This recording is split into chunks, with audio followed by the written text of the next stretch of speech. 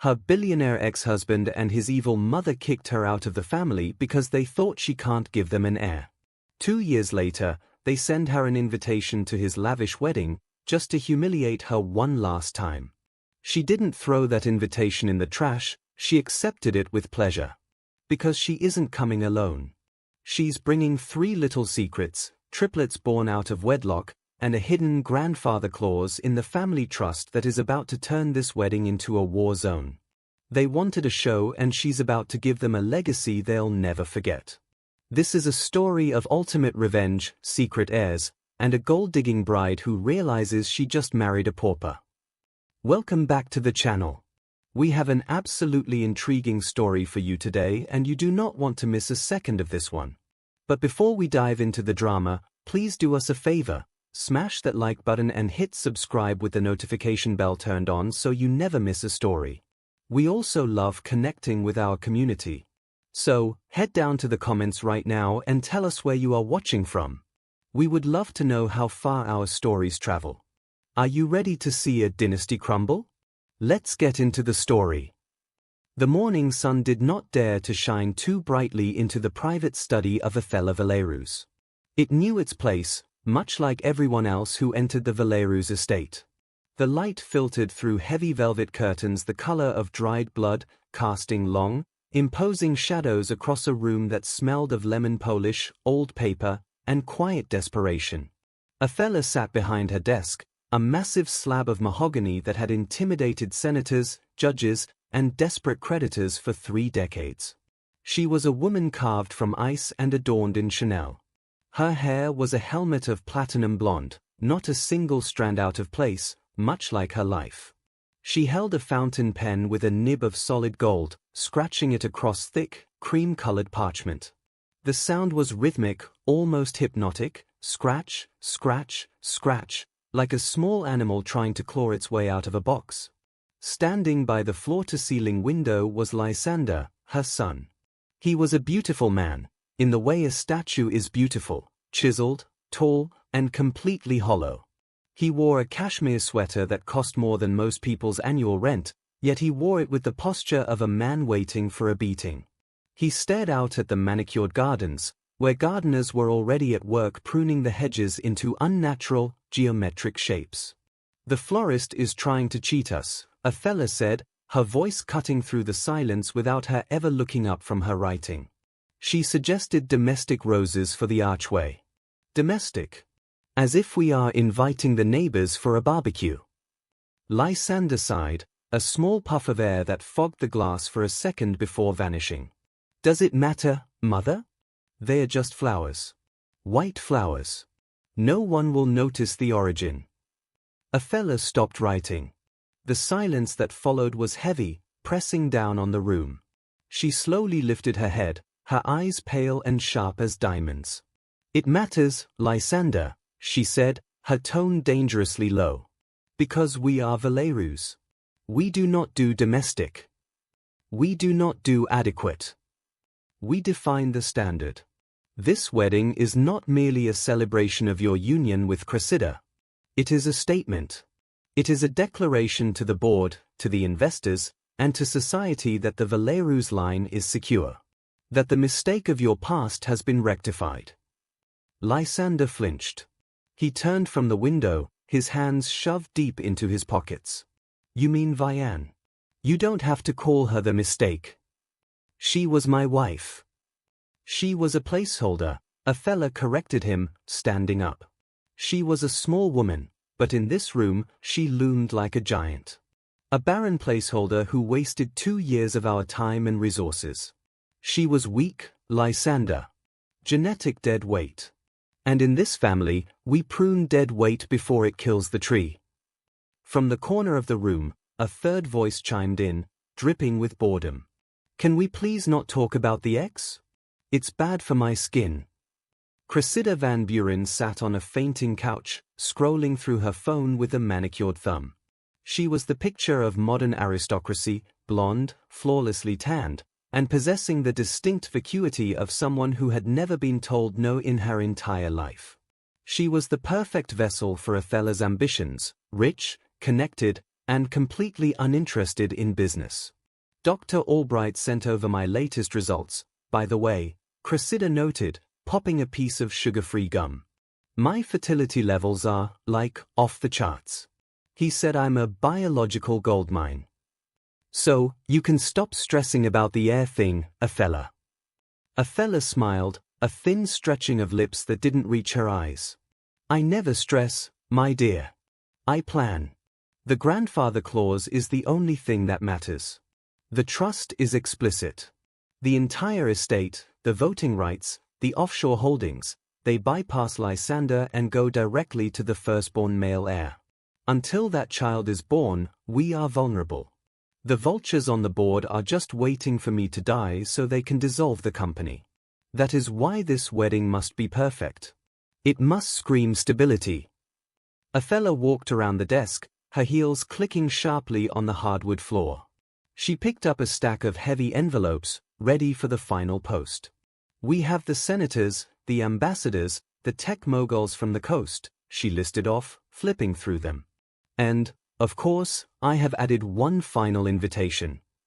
She held up a single envelope. It was identical to the others, but the name written on the front seemed to pulse with malice. Lysander squinted at it. Who is that? Vianne, Othella said softly, savoring the name like a piece of bitter chocolate. Lysander's face went pale. He took a step back, nearly knocking over a Ming vase. What? No. Mother, you can't be serious. Why would you invite her? Because I want to, Othella said simply. That's sick, Lysander whispered. We ruined her life. We kicked her out with nothing. We made her sign those NDAs. Why drag her back here? She won't come. Oh, she will come, Othella said, walking over to Lysander and brushing a piece of lint off his shoulder. She will come because she is human, and humans are masochistic creatures. She will want to see what she lost. She will want to see if you are happy. I'm not happy, Lysander muttered. You are wealthy, which is better, Othella snapped. I want her here, Lysander. I want her to sit in the back row, near the kitchen doors. I want her to watch Cressida walk down the aisle in $100,000 of lace. I want her to see the stomach that will carry the Valerius heir, knowing her own was useless. It is the final nail in the coffin of her memory. I want the world to see her sitting there, alone and pathetic, while we ascend. Cressida laughed, a sharp, tinkling sound. I actually love it. It's such a power move. Plus, the tabloids will eat it up. The Baron X watches the golden couple. Ideally, she cries. If she cries, we'll trend on Twitter for a week. Lysander looked at his mother, then at his fiancée. He saw the cruelty mirrored in both their faces, one cold and calculated, the other casual and vapid. He felt a wave of nausea, but he swallowed it down. He was a Valerius. He had been swallowing his feelings his entire life. She won't come, Lysander said again, trying to convince himself. She's probably moved away. Started over. My private investigator tells me she is still in the city, Othella said, moving back to her desk and pressing a buzzer for her assistant. Living in some squalid apartment in the low-rent district. Apparently, she works as a freelance editor. A pitiful existence. This wedding will be the highlight of her decade. The door opened, and a severe-looking assistant stepped in. Meredith, Othella commanded, handing her the envelope. This goes out today. Courier service. I want to know the exact moment she receives it. As the assistant left, taking the poison pen letter with her, Othella turned back to her window. She looked out at her empire, satisfied. She had calculated every variable. She had accounted for every outcome. In Othella's mind, people were just numbers in a ledger, and Vianne was a rounding error she was about to erase for good. She had no idea that she had just lit the fuse on a bomb that would blow her entire world apart. The world of Vianne was not made of mahogany and imported roses. It was made of peeling paint, radiator rattles, and the smell of boiled pasta. Her apartment was a fourth-floor walk-up in a neighborhood where the sirens were a nightly lullaby. It was small, cramped, and currently, it was a war zone. No! No! No! The scream pierced the air, followed by the sound of plastic crashing against the floor. Vianne sighed, pushing a lock of hair out of her eyes. She was 28, but she felt 50. There were dark circles under her eyes that no amount of drugstore concealer could hide, and she was wearing a t-shirt that had been washed so many times it was practically transparent. "Xander, we do not throw trucks at our brothers," Vianne said, her voice calm but weary as she rushed into the living room. The scene was one of beautiful chaos. The living room was dominated by a blanket fort that had partially collapsed.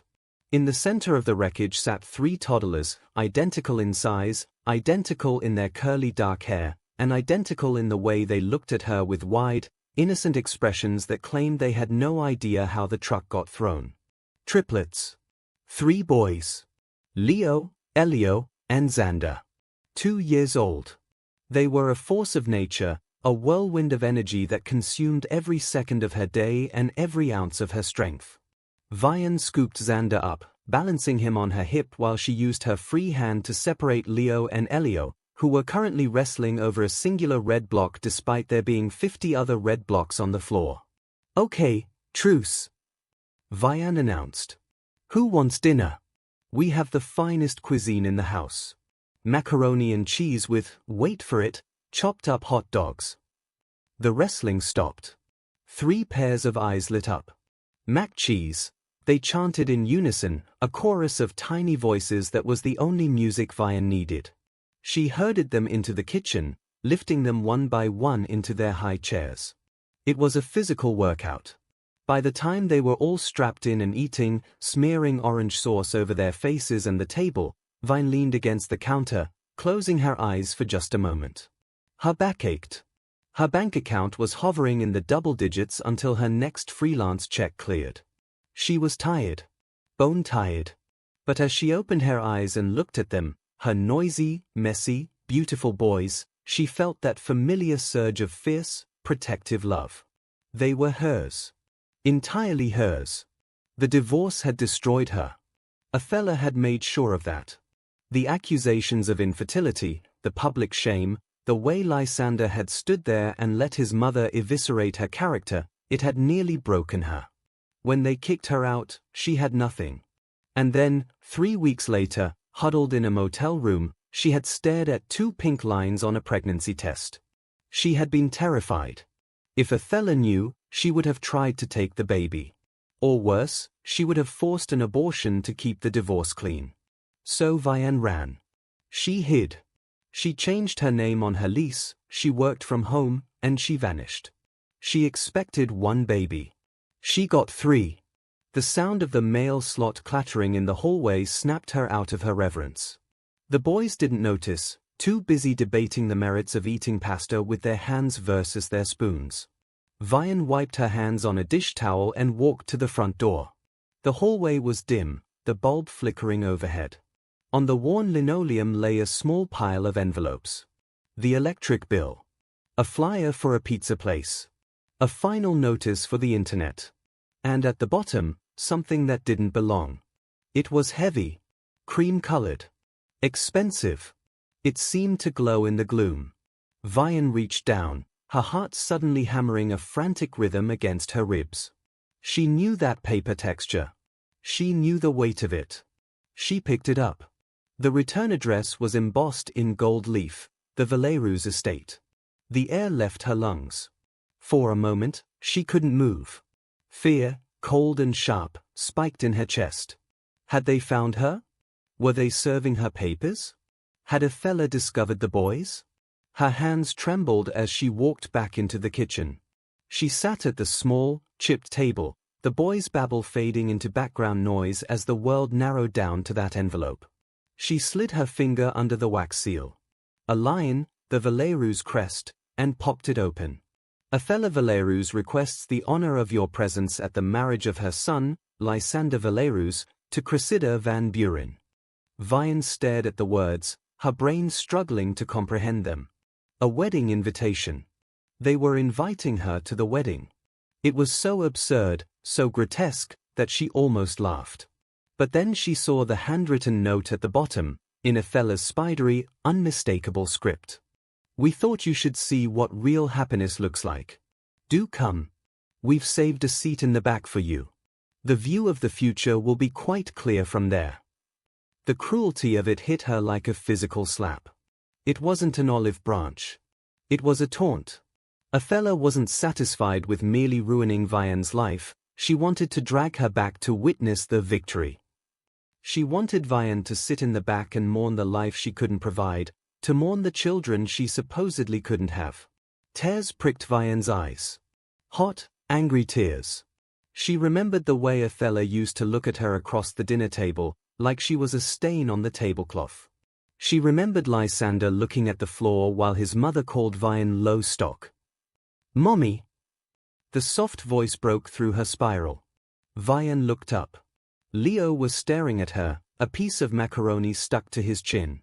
He looked concerned. He reached out a chubby, sticky hand toward her. "Sad?" he asked. Vianne sniffed, wiping her eyes quickly. "No, baby. Mommy's not sad. Just surprised." She looked at Leo. Then at Elio. Then at Xander. She really looked at them. In the dim light of the kitchen, their features were unmistakable. They had Lysander's nose. They had the Valerius chin. But it was their eyes that stopped her heart every time. Leo blinked. His left eye was a warm, chocolate brown. His right eye was a piercing, icy blue. Heterochromia. She looked at Elio. Same thing. Left brown, right blue. She looked at Xander. Same thing. The Valerius mark. It was a genetic quirk, a dominant trait that had appeared in the firstborn male of the Valerius line for 5 generations. Othella used to brag about it at parties. She used to say it was the mark of true breeding, something that couldn't be faked or bought. And here they were. 3 of them. The tears in Vianne's eyes dried up instantly. The fear in her chest evaporated, replaced by something much colder and much more dangerous. She looked back down at the invitation. The view of the future will be quite clear from there. "Yes," Vianne whispered, a slow realization dawning on her. "Yes, Othella. It certainly will be." 2 hours later, the apartment was quiet. The triplets were asleep, dreaming whatever chaotic dreams toddlers dream. Vianne sat on her sagging beige sofa, a glass of cheap wine in her hand. Across from her, pacing the small rug, was Mara. Mara was Vianne's neighbor, her best friend, and her lifeline. She was a firecracker of a woman with bright red hair and a temper to match. "You have to burn it," Mara said, pointing a finger at the invitation on the coffee table. "I'm serious, V. We take it to the roof, we light it on fire, and we roast marshmallows over it. That woman is a demon. She's trying to bait you." "I know," Vianne said calmly, taking a sip of wine. "She thinks I'm still the same girl she threw out 2 years ago. She thinks I'm weak. She thinks I'm alone." "And that's exactly why you stay away," Mara argued, sitting down next to her. "You've built a life here. It's hard, but it's yours. If you go there, you're just walking into her trap. She wants to humiliate you. Why give her the satisfaction?" Vianne set the wine glass down. She stood up and walked over to the bookshelf, pulling out a small, battered photo album. She didn't open it. She just held it. "Do you know why they divorced me, Mara? I mean, really why?" "Because Lysander is a spineless worm and his mother is Satan," Mara suggested. "Because of the trust," Vianne said. "The Valerius estate isn't just money. It's a kingdom. But it has rules. Ancient, stupid rules. Othella loves to talk about them." Vianne turned to face her friend. Her eyes were bright, almost feverish. "The grandfather clause," Vianne said. "The entire estate, the billions, the properties, the company control, it skips a generation. It doesn't go to Lysander. He just gets an allowance. The real power, the ownership, vests in the firstborn male heir of the next generation. The moment that boy is born, he technically owns everything." Mara frowned, trying to follow. Okay, so that's why this wedding is happening, Vianne explained, her voice gaining strength. Cressida isn't just a bride. She's an incubator. Othella needs an heir to secure the family fortune against the board of directors. They are throwing this lavish party to celebrate the future conception of that heir. Mara looked at Vianne, and then she looked toward the bedroom door where the triplets were sleeping. Her eyes went wide. Wait, Mara whispered. Wait a minute. My boys are 2 years old, Vianne said softly. They were born 24 months before Cressida even got a ring. They are the firstborn males. All 3 of them. Holy! Mara breathed. Does the clause specify legitimate children? I mean, since you were divorced. I was pregnant when we were still married, Vianne said. Legally, biologically, and chronologically, they are the heirs. And because there are 3 of them, and they were born first, the moment their existence is proven, Lysander loses his claim. Othella loses her control. The trust locks down in the boys' names. Vianne walked over to the bedroom door and cracked it open. The soft light from the living room fell across the 3 cribs. She looked at the sleeping forms of her sons. For 2 years, she had worried about how she would pay for their college. How she would afford braces. She had scrapped and saved and denied herself everything to keep them fed and clothed. And all this time, they were billionaires. They owned the roof Othella slept under. She invited me to shame me, Vianne said, her voice shaking with suppressed rage. She wanted to show me that I was barren stock. That I had no value because I couldn't give them a prince. She closed the door and turned back to Mara. The exhausted mother was gone. In her place stood a woman who looked like she was ready to burn a city to the ground. I'm not going to that wedding to cry, Mara. I'm going to introduce my sons to their grandmother. Mara stood up, a slow grin spreading across her face. You're going to take them?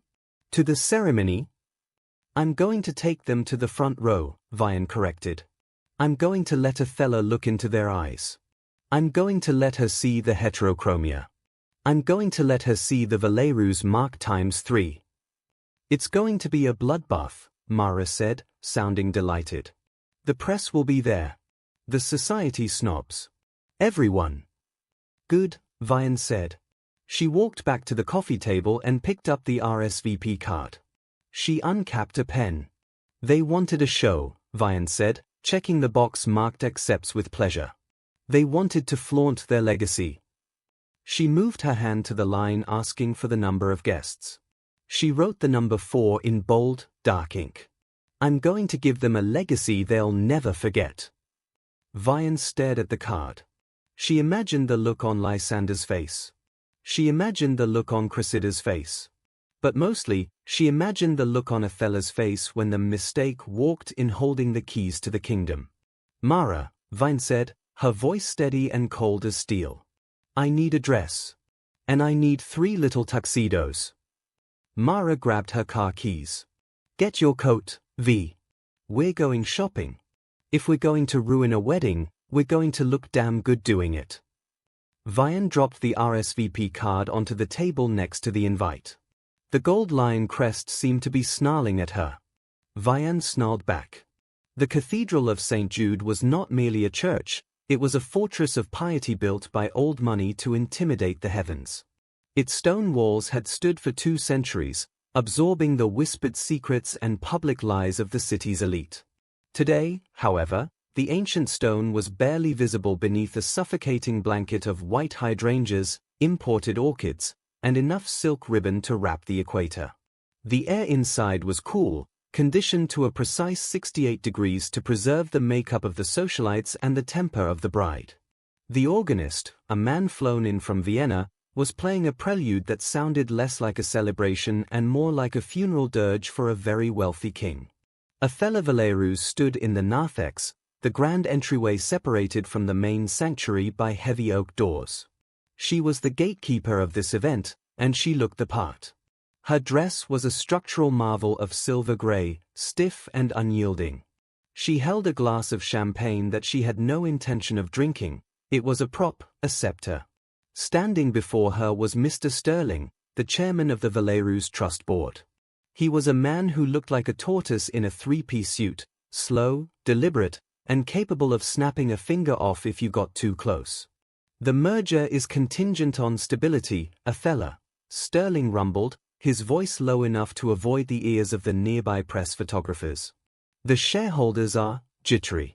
Lysander's track record with his first marriage does not inspire confidence in his decision-making. Othella's smile was razor-thin. She reached out and adjusted the lapel of Sterling's suit, a gesture that looked affectionate but felt like a threat. The past is irrelevant, Arthur. Vianne was a genetic dead end. A glitch. We corrected it, Othella purred. Today isn't just a wedding. It is the sealing of the vault. Cressida comes from the Van Buren line. They breed like rabbits. We will have an heir within the year.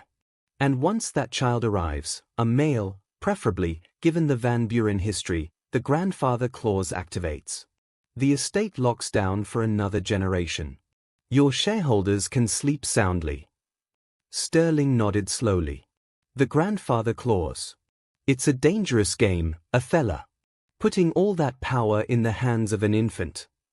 Better an infant I can mold than a board of directors I have to bribe, Othella replied coolly. The boy will be Valerius' blood. He will be mine to raise. Lysander is soft. But his son? His son will be a shark. Across the narthex, hidden in the shadow of a stone pillar, Lysander Valerius was currently trying not to vomit. He was dressed in a tuxedo that cost more than a teacher's annual salary, tailored to hide the slight tremor in his hands. He looked every inch the devastatingly handsome billionaire playboy the magazines claimed he was. But inside, he was a hollow shell, filled only with dread and scotch. You look like you're going to the gallows, mate, whispered Julian, his best man and drinking buddy since prep school. Julian held out a silver flask. Hair of the dog. Lysander pushed it away. I can't. Mother will smell it. Mother, Julian mocked gently. Cut the cord, Lysander. You're marrying the hottest debutante on the eastern seaboard. Her father owns half of the shipping lanes in the Atlantic. Smile. It's not right, Julian, Lysander murmured, his eyes darting toward the heavy oak doors. Vianne. Mother invited her. Julian choked on his own spit. She did what? Why? To hurt her. To show her that she won. Lysander ran a hand through his perfectly coiffed hair, messing it up for the first time that day. I loved Vianne, Julian. I really did. But the pressure, the doctors. Mother saying she was broken.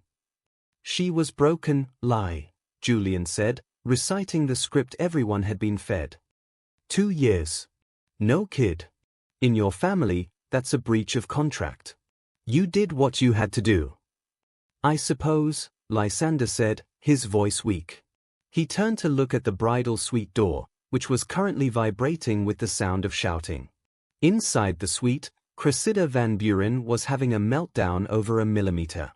I said the tiara needs to sit forward, she shrieked, batting the hand of a terrified stylist away. If it sits back, my forehead looks huge. Do I look like a Klingon to you? No, Miss Van Buren, of course not, the stylist stammered, trembling. Cressida stared at herself in the ornate mirror. She was breathtaking, objectively. A vision in lace and diamonds. But her eyes were cold, calculating the angles, the lighting, the eventual Instagram engagement. Her mother, a woman who had clearly had so much work done she could no longer frown, sat on a velvet chair sipping a diet soda. Calm down, Cressida. The lighting in the cathedral is forgiving. Just remember to turn your left side to the camera when you kiss him. I don't care about the kiss, Mother, Cressida snapped. I care about the prenup. Did Daddy get the clause about the bonus structure for the first child? Yes, darling. 1 million upon birth, another 2 if it's a boy, her mother recited boredly. It's all standard. Just get down that aisle, say I do, and secure the bag. The Valerius Trust is worth billions. Once you pop out a kid, you're set for life whether you stay with Lysander or not. Cressida smirked, finally satisfied with her reflection. Good. Lysander is boring, but his bank account is fascinating. Let's get this over with. Back in the narthex, the great bells of St. Jude began to toll. The deep, resonant sound vibrated through the floorboards. It was the signal. The guests were seated. The show was about to begin. Othella checked her diamond-encrusted watch. She looked at the main doors leading to the street. She had placed a security team there with a specific photo. They weren't supposed to stop Vianne. They were supposed to escort her to the special seat Othella had reserved, a folding chair in the very back, behind a pillar, with a perfect view of the Valerius family crest hanging above the altar. Is she here? Othella asked Meredith, her assistant, who was glued to an earpiece. Not yet, madam, Meredith whispered. Security reports no sign of the target. Othella frowned slightly, a microscopic crease appearing between her brows. Pity. Perhaps she has more shame than I gave her credit for. No matter. We proceed. She signaled the ushers. The heavy oak doors to the sanctuary swung open. The organ music swelled to a deafening crescendo. The golden cage was locked. The actors were on their marks. But Othella had made one fatal miscalculation. She assumed the prey would come in through the back door, cowering. She never expected the prey to kick down the front door wearing a crown. 5 miles away, in the back of a rented black Sprinter van that smelled faintly of pine air freshener and nervous sweat, the atmosphere was thick with tension. Vianne sat on the bench seat, her hands folded in her lap to stop them from shaking. She was no longer the exhausted mother in yoga pants. She had been transformed. Mara had outdone herself. The dress was not black, that would have been too cliché, too much like mourning. It was a deep, iridescent midnight blue, the color of a bruised sky before a storm. It was silk, cut on the bias, draping over her curves like liquid armor. It was elegant, regal, and commanded attention without screaming for it. Her hair, usually tied back in a messy bun, was blown out in sleek, dark waves that cascaded over one shoulder. Her makeup was sharp, a winged liner that could cut glass and a matte red lip that said danger. But the real showstoppers were strapped into 3 car seats in the row behind her. Hold still, Xander, or I swear I will glue that bow tie to your neck, Mara muttered, wrestling with a squirming toddler. The triplets were dressed in identical miniature tuxedos. Black jackets, crisp white shirts, tiny black bow ties, and patent leather shoes. They looked like 3 little James Bonds. They looked adorable. But to Vianne, they looked like bullets loaded into a gun. Do they have their glasses? Vianne asked, her voice steady despite her racing heart. Yes, Mara said, finally securing Xander's tie. She pulled out 3 pairs of toddler-sized aviator sunglasses. Okay boys, listen to Auntie Mara. We are playing the secret agent game. The glasses stay on until Mommy says the magic word. What's the magic word? Cake! Leo shouted. No, Mara sighed. Truck! Elio suggested. Mommy! Xander yelled. Vianne turned around. She looked at her sons. They were wiggly and confused, sensing the tension but unable to understand the stakes. The magic word, Vianne said softly, reaching out to squeeze Leo's hand, is look. She took a deep breath. When Mommy says look, you take off the glasses, okay? Okay, they chorused. And we stay close to Mommy, Vianne added sternly. We hold hands. We walk like big boys. No running until we get to the front. The van slowed down. Vianne looked out the tinted window. They were approaching the security checkpoint at the bottom of the hill leading to the cathedral. There were police barriers, private security guards in yellow vests, and a swarm of paparazzi hoping to catch a glimpse of a celebrity. Here we go, the driver said. You got passes? Vianne reached into her clutch. She pulled out the cream-colored envelope, the gold lion crest glinting in the sunlight. The van rolled to a stop. A security guard, a burly man with a clipboard, tapped on the window. The driver rolled it down. Private event.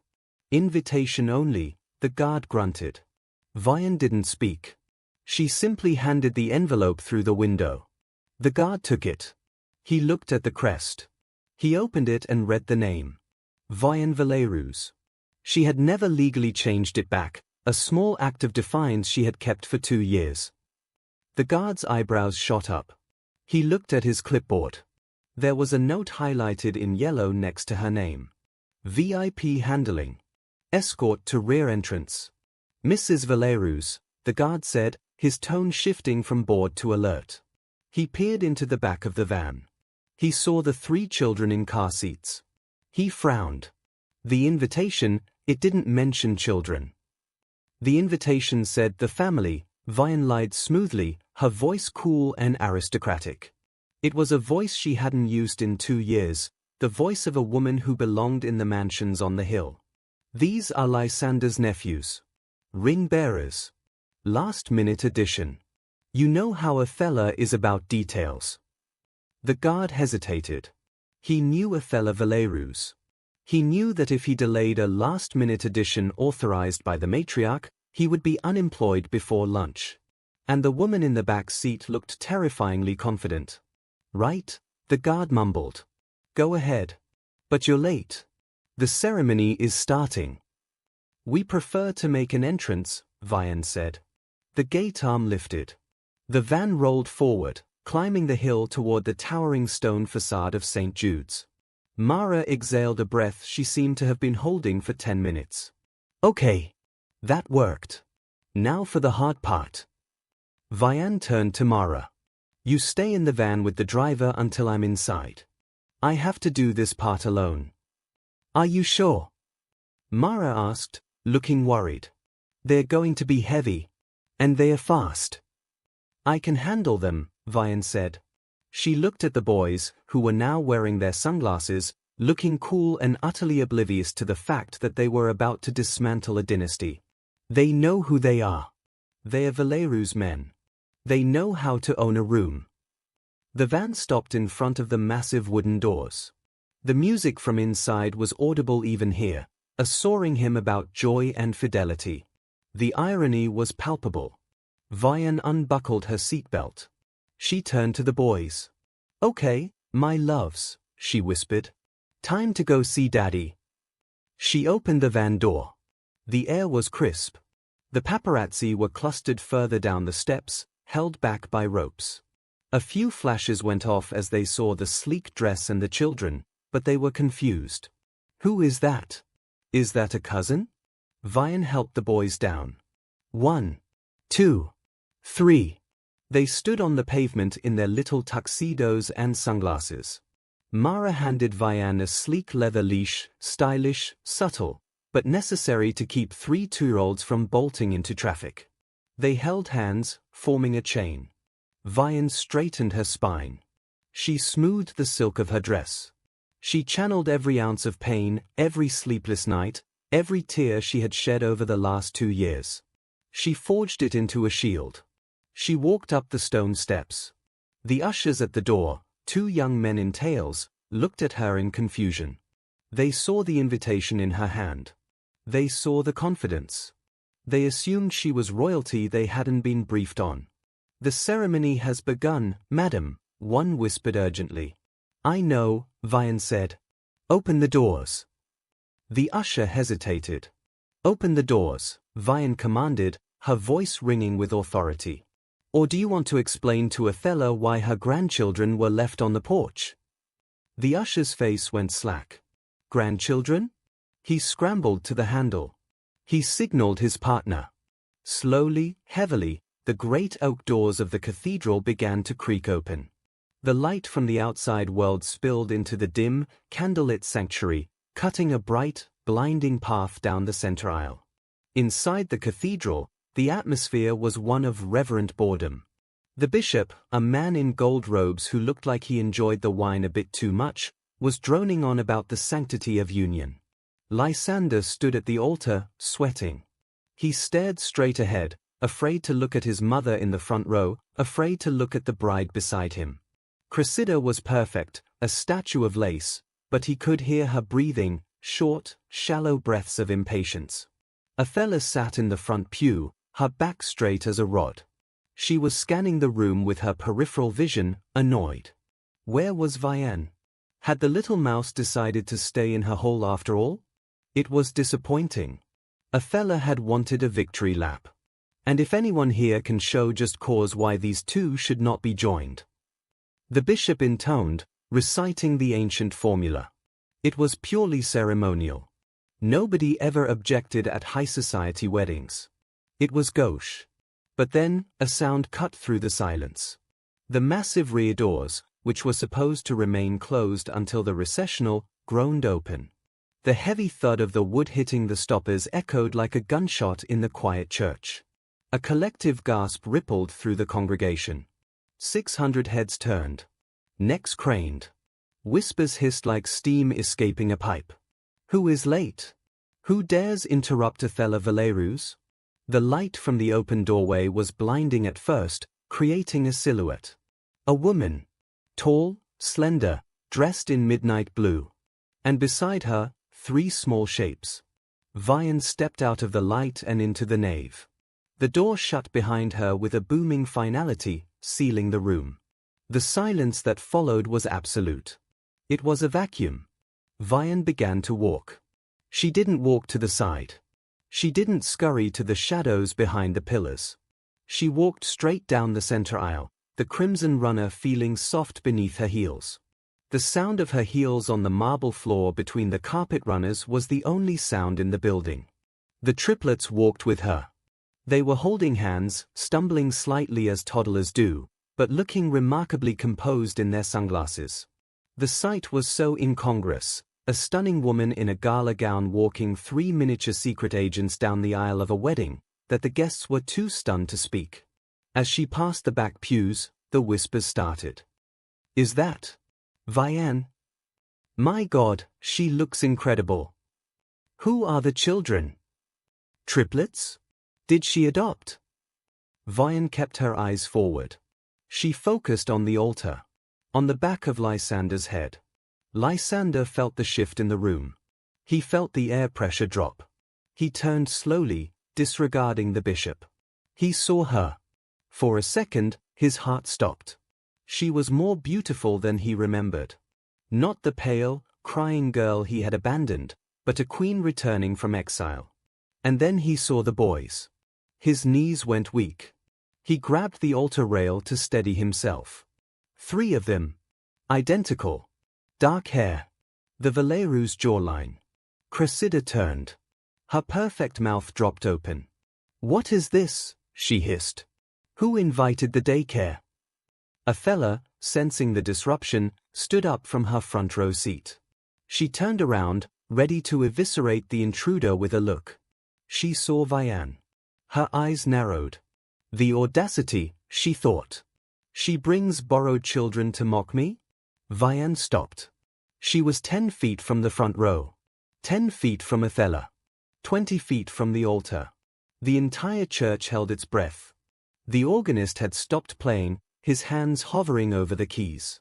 Vianne, Othella said, her voice projecting clearly in the acoustic perfection of the cathedral. It was a cold, deadly sound. You are late. And you seem to have brought accessories. The nursery is in the basement. Vianne didn't flinch. She smiled. It was a terrifying smile. I apologize for the interruption, Othella, Vianne said, her voice smooth, calm, and loud enough for the board members in the 3rd row to hear every syllable.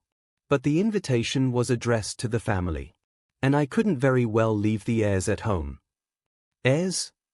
Othella laughed, a harsh, barking sound. You are delusional, child. You have no heirs. You have nothing. Vianne looked down at the boys.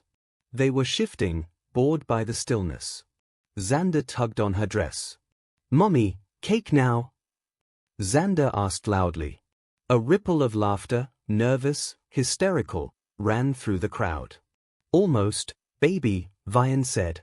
She knelt down on the red carpet. The congregation leaned forward. The paparazzi in the balcony zoomed their lenses in. Okay, boys, Vianne whispered, loud enough to be picked up by the videographer's microphone near the altar. "What's the magic word?" "Look," the triplets shouted in unison. "Show Grandma," Vianne said. In perfect synchronization, or as close as 2-year-olds can get, the 3 boys reached up and pulled off their sunglasses. They looked up at Othella. They blinked in the candlelight. A collective gasp, louder this time, sucked the air out of the room. There it was. Undeniable. Multiplied by 3. Leo, left eye brown, right eye blue. Elio, left eye brown, right eye blue. Xander, left eye brown, right eye blue. The Valerius mark. The genetic signature that Othella herself had touted as the divine right of kings. Othella froze. Her face, usually a mask of control, went slack. All the color drained from her skin, leaving her looking like a wax figure melting in the heat. She staggered back, clutching her chest. "No," she whispered. "Impossible." Lysander, at the altar, made a sound like a wounded animal. He stumbled down the steps, ignoring his bride. He fell to his knees a few feet away from the boys. He stared at them, and he saw his own face staring back 3 times over. "Thea!" Lysander choked out. "Vianne, are they?" Vianne stood up, towering over her kneeling ex-husband. She looked at Othella, whose eyes were darting wildly from the boys to the board of directors sitting in the 3rd row, the board members who were now whispering furiously to one another, pointing at the children. "Meet Leo, Elio, and Xander," Vianne announced, her voice ringing like a bell. "Your sons, Lysander. Born 7 months after our divorce was finalized. Conceived in this marriage." She turned her gaze to the frozen bishop, then to the stunned Cressida, and finally back to Othella. "I believe," Vianne said, delivering the fatal blow with surgical precision, "that under the terms of the Valerius Trust, this constitutes the arrival of the firstborn male heir. Or in this case, the first 3. The grandfather clause," Mr. Sterling whispered from the 3rd row, his voice carrying in the silence. He stood up, buttoning his jacket. "The trust, it vests immediately." Cressida, realizing the spotlight had shifted, realizing the math, realizing the money she was about to marry had just been transferred to 3 toddlers in tuxedos, let out a screech of pure rage. "His broke," she screamed, turning on Lysander. "You told me you had the money. You told me the trust was yours." "It was." Lysander stammered, looking from his angry bride to his long-lost sons. It was supposed to be." Othella collapsed onto the pew, her legs giving out. She stared at the triplets. They weren't just children. They were the keys to the empire, and they were holding hands with the woman she had tried to destroy. Vianne looked at the chaos she had unleashed. The shouting bride, the fainting mother-in-law, the panicked groom, and the frantic board members pulling out their cell phones to call their lawyers. She looked down at Xander, who was waving at the bishop. "Okay," Vianne whispered to her sons, a genuine smile finally touching her lips. "Now, we can have cake." The Cathedral of St. Jude had seen many things in its 200 years. It had seen baptisms of future presidents, funerals of robber barons, and weddings that cost more than the GDP of small island nations. But it had never, in all its history, seen a bride scream quite like Cressida Van Buren. The scream wasn't one of fear.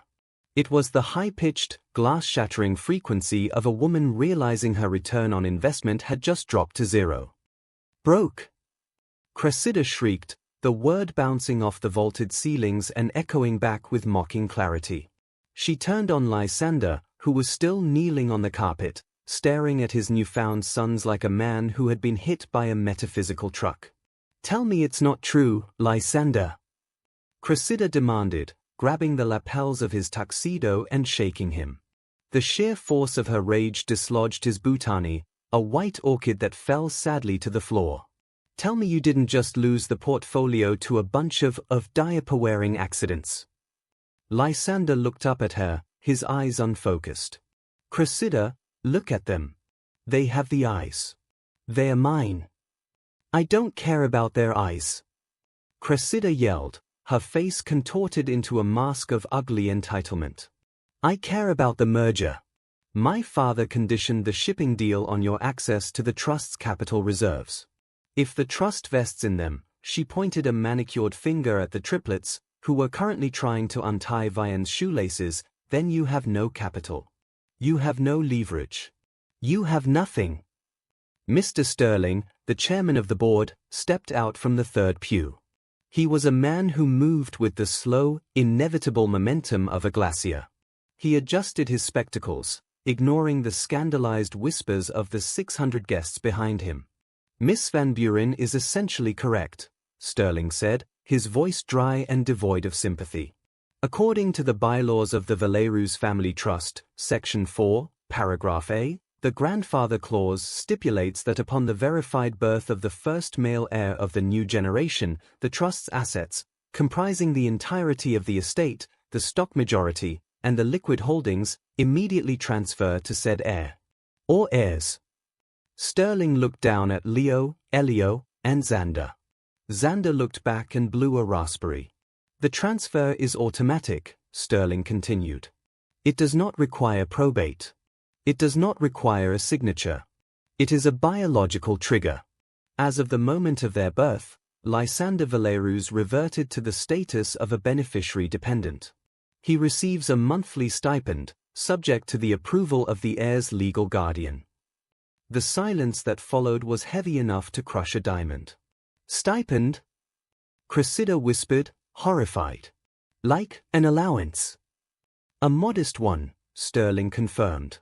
To encourage industry and work ethic. Cressida dropped Lysander's lapels as if they were covered in anthrax. She took a step back, smoothing her dress. The transformation was instant. The hysteria vanished, replaced by a cold, business-like efficiency. Well, she said, her voice flat. That settles that. She turned to the altar where her parents were sitting. Her mother looked bored, her father looked furious, already typing on his phone to kill the merger. Daddy, call the pilot, Cressida announced, her voice projecting to the back of the church. We're leaving. And get the lawyers on the phone. I want the engagement ring appraisal done by noon. I'm keeping it as a cancellation fee. Cressida, wait. Lysander scrambled to his feet, reaching for her. We're at the altar. We have vows. We had a business arrangement, Lysander, she snapped, dodging his hand. You breached contract. You're damaged goods. Don't call me. She didn't run. She didn't cry. She simply turned on her heel, kicked her long train out of the way, and marched back down the aisle. As she passed Vianne, she paused for a fraction of a second. She looked Vianne up and down. She looked at the triplets. Good luck with the old witch, Cressida muttered to Vianne. She eats the weak. Hope your armor is thick. And with that, the bride was gone. The heavy oak doors slammed shut behind her, leaving a vacuum in the room. The focus of the room shifted. Like a pack of wolves sensing a new alpha, 600 pairs of eyes turned from the empty doorway back to the front row. Back to Othella. Othella Valerius was currently experiencing a system failure. Her brain, usually a supercomputer of social strategy, was freezing up. She had spent 2 years erasing Vianne. She had spent millions engineering this wedding. And in the span of 5 minutes, 3 toddlers had burned it all down. But Othella was a survivor. She took a shuddering breath. She forced her heart to slow down. She saw the board members watching her. She saw the press in the balcony. She needed to pivot. If she couldn't deny the heirs, she had to own them. She stood up. Her legs were shaky, but she locked her knees. She put on a smile that looked like a rictus of pain. My! Othella's voice cracked. She cleared her throat and tried again, pitching her voice to a warm, grandmotherly coo that sounded entirely alien coming from her throat. My darlings. She stepped out of the pew, moving toward Vianne and the boys. She held out her hands, her long, talon-like nails painted a soft pink. Vianne, Othella said, her eyes glistening with what she hoped looked like tears of joy, but actually looked like panic. Why didn't you tell us? My grandchildren. My own flesh and blood. She reached for Elio. Come to Nana, you precious little, don't touch him, Vianne said. The voice was not loud, but it stopped Othella dead in her tracks. It wasn't the voice of Vianne the victim.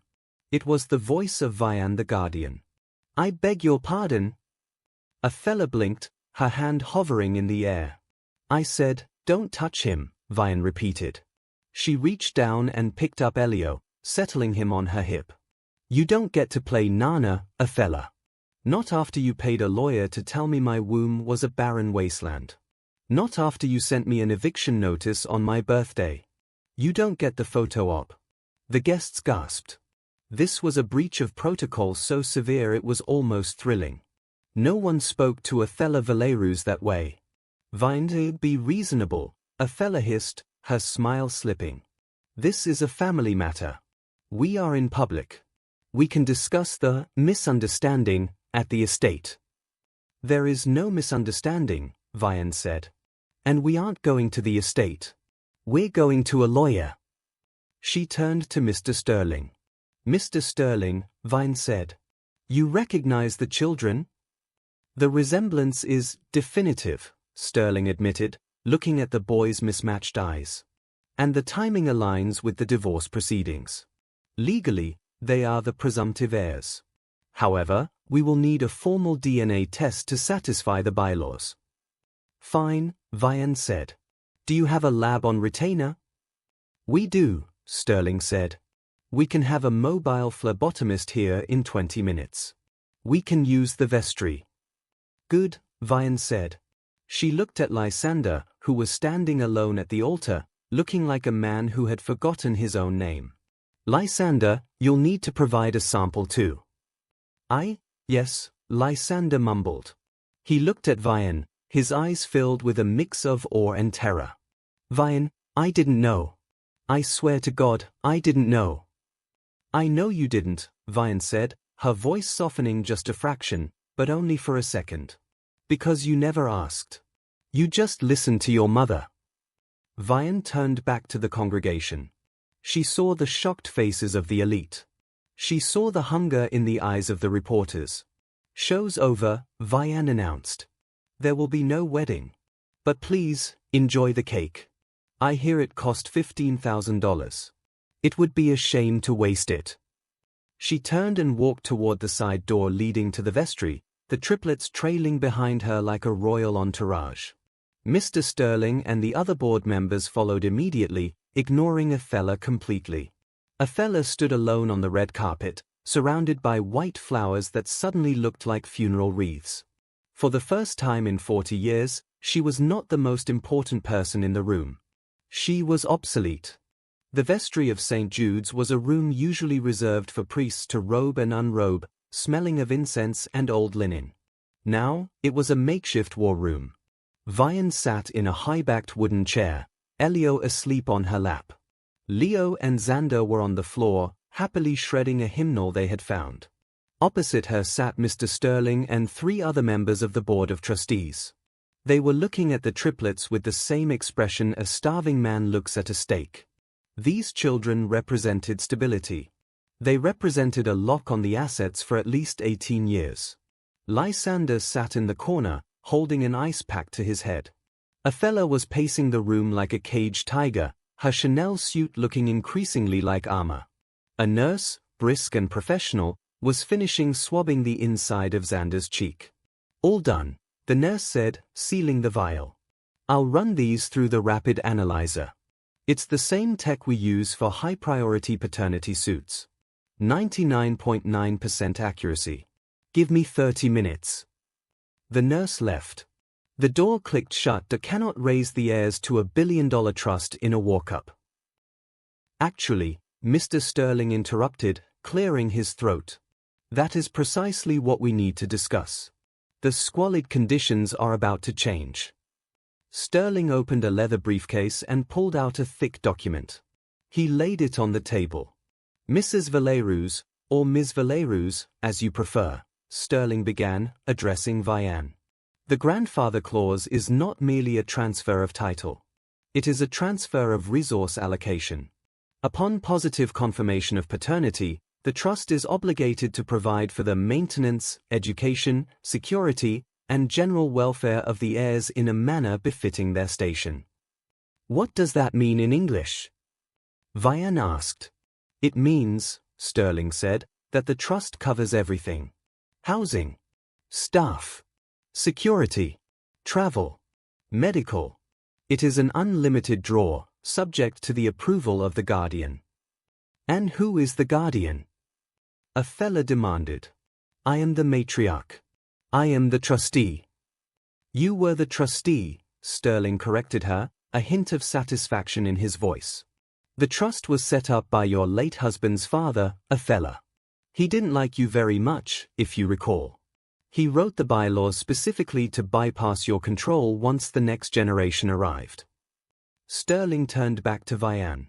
The guardian is the legal custodial parent, Sterling said. According to the divorce decree filed 2 years ago, Vianne has sole physical custody. Lysander has visitation rights, which he has never exercised, largely because he didn't know the children existed. So, Vianne said, a slow smile spreading across her face. I control the budget. In essence, yes, Sterling said. You submit the expenses. The trust pays them. If you want a house, we buy it. If you want a nanny, we hire her. If you want a private jet to take them to Disney World, we fuel it. Vianne looked at Othella. The older woman's face was a shade of grey usually reserved for old concrete. You can't be serious, Othella whispered. You're giving her the checkbook? She's a nobody. She's a freelance editor. She is the mother of the heirs, Sterling said firmly. And frankly, Othella, the board is relieved. Your management of the company has been aggressive, expensive. The shareholders have been asking for a change. A regency period under a guardian sounds very stable. I will sue, Othella hissed. I will challenge the custody.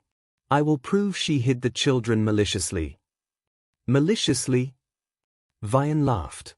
It was a sharp, jagged sound. You threw me out, Othella. You made me sign an NDA that said I couldn't speak to the press about the family. You cut me off. I didn't hide them. I protected them. From you. Vianne stood up, shifting the sleeping Elio to her shoulder. And if you try to sue me, Vianne continued, her voice dropping to a whisper that carried more weight than a scream, I will take every penny of that unlimited legal budget the trust just gave me, and I will hire every shark in this city to audit your spending for the last 10 years. I know about the consulting fees you pay to your brother's firm. I know about the offshore accounts in the Caymans. Do you really want to open those books in court? Othella froze. Her eyes went wide. She had thought Vianne was stupid. She had forgotten that Vianne had lived in the house for 2 years, listening, watching, and remembering. That's what I thought, Vianne said. The door opened. The nurse returned, holding a printout. It's a match, the nurse said cheerfully. Probability of paternity is 99.9999%. Mr. Sterling stood up and extended his hand to Vianne. Congratulations, Ms. Valerius, Sterling said. And congratulations to the young masters. The Valerius Trust is at your service. Vianne shook his hand. Then she looked at Lysander. Lysander, she said. He looked up, miserable. You can see them, she said. If you want to. On my terms. Supervised. But not today. Today, they are tired. She looked at Othella one last time. And Othella? Vianne said. I believe the invitation said the reception has a seating chart. You're at the head table. Alone. Enjoy the party. Vianne turned to the boys on the floor. Come on, Xander. Come on, Leo. Let's go find some ice cream. She walked out of the vestry, the new queen of the Valerius Empire, leaving the old queen standing in the ruins of her own ambition. The sun was setting by the time Vianne stepped out of the back entrance of the cathedral. But it wasn't the quiet exit she had hoped for. The news had broken. Cressida's departure had been caught on camera. The triplet surprise was trending #1 globally. The street behind the cathedral was a zoo. Paparazzi were climbing the fences. News vans were double-parked. A helicopter was circling overhead. "Mrs. Valerius. Over here. Is it true they own the company now? Vianne. Look this way." Vianne stopped on the steps, clutching the boys close. The flashbulbs were blinding. The noise was terrifying. Xander started to cry. "Back! Get back!" A wall of black suits suddenly materialized around her. It was the Valerius security team. But they weren't blocking her path anymore. They were facing outward, forming a phalanx around her. The head of security, a man named Graves who used to look at her with disdain, was now looking at her with absolute deference. "Ms. Valerius," Graves barked. "We have the armored SUV waiting. The press is aggressive. We need to move." "Where are we going?" Vianne asked, shielding Xander's face. "I can't take them back to the apartment. It's not safe. The press will find the address in 10 minutes. "The apartment is compromised," Graves agreed. "Mr. Sterling ordered us to take you to the penthouse at the Four Seasons until permanent housing is arranged. It's secure. Private elevator." Vianne nodded. "Okay, let's go." They moved as a unit, the bodyguards parting the sea of reporters. Vianne felt the adrenaline crashing. She was exhausted. Her feet hurt. The reality of what she had done was starting to settle in. She wasn't just a mom anymore. She was a target. A celebrity. A billionaire by proxy. They reached the black SUV. Graves opened the door. Vianne buckled the boys in. Brand new car seats had appeared from somewhere, likely expensed to the trust in the last 20 minutes. As she climbed in, a hand caught the door. It was Lysander. He was disheveled. Tie undone, hair messy. He looked like he had aged 10 years in 2 hours. "Vianne," he said, breathless. "Wait. I can't talk right now, Lysander," she said. "Look at this circus. I need you to know," he said, his voice desperate. "I missed you. When you left. I missed you." "You didn't call," Vianne said simply. "Mother said." "I know what Mother said," Vianne cut him off. "And that's the problem, Lysander. You're 32 years old, and you're still quoting your mother." She looked at him, and the anger she expected to feel wasn't there. It was just pity. He was a rich, handsome man who owned nothing and controlled nothing. He was a ghost in his own life. "They're beautiful," Lysander whispered, looking past her at the boys in the back seat. Leo was licking the window. "They look like my father." "They look like themselves," Vianne said. "Call my lawyer, Lysander. We'll set up a visitation schedule. But don't bring Othella. If I see her car, the visit is over." She's in shock," Lysander said. "She's at the bar." "Good place for her," Vianne said. She pulled the door handle. "Vianne?" Lysander asked. Are you happy?" Vianne looked out at the flashing cameras, at the terrified boys, at the uncertain future. It wasn't happiness, exactly. It was power. And for the first time in a long time, she felt safe. "I'm content, Lysander," she said. "I'm finally content." She slammed the door. The lock engaged with a heavy, expensive thud. "Go," she told Graves. The SUV peeled away, leaving Lysander standing on the curb in the flashing lights of the paparazzi, a man who had invited his ex-wife to his wedding to ruin her, only to watch her drive away with his fortune, his legacy, and his dignity. Inside the quiet, leather-scented cabin of the car, the noise of the outside world faded. Vianne leaned back against the seat and closed her eyes. "Mommy?" Elio asked from the back. "Yes, baby?" "Where we going?" Vianne opened her eyes. She looked at the city skyline passing by, the glittering towers of glass and steel. "We're going up, baby," Vianne whispered. "We're going all the way up." She reached into her clutch and pulled out the crumpled wedding invitation. She looked at Othella's note one last time. The view of the future will be quite clear from there. Vianne smiled. She rolled down the window just an inch and slipped the invitation through the crack. The wind caught it, ripping it from her fingers, sending the cream-colored card tumbling into the gutter of the dirty city street. The SUV turned the corner, heading toward the penthouse, and didn't look back. The penthouse at the Four Seasons was not designed for toddlers. It was designed for Russian oligarchs, silent film stars, and people who owned small countries. It was a sprawling expanse of white marble, glass, and sharp angles. There were vases that cost more than a Honda Civic placed precariously on low tables. There were silk rugs that had never known the indignity of a spilled juice box. Vianne stood in the center of the living room, looking out at the panoramic view of the city skyline. It was night, and the city glittered below like a sea of diamonds. 24 hours ago, she had been worrying about the electric bill. Now, she was standing in a room that cost $40,000 a night. Behind her, the sound of destruction was underway. "No. Truck, go swim," Xander announced. Vianne whipped around just in time to see a die-cast metal fire truck launched with impressive velocity toward the indoor koi pond that dominated the foyer. The prize-winning koi scattered in terror. "Xander!" Vianne sighed, rushing over. She fished the truck out of the water, her silk dress sleeve getting soaked. Fish do not like trucks. Fish like quiet.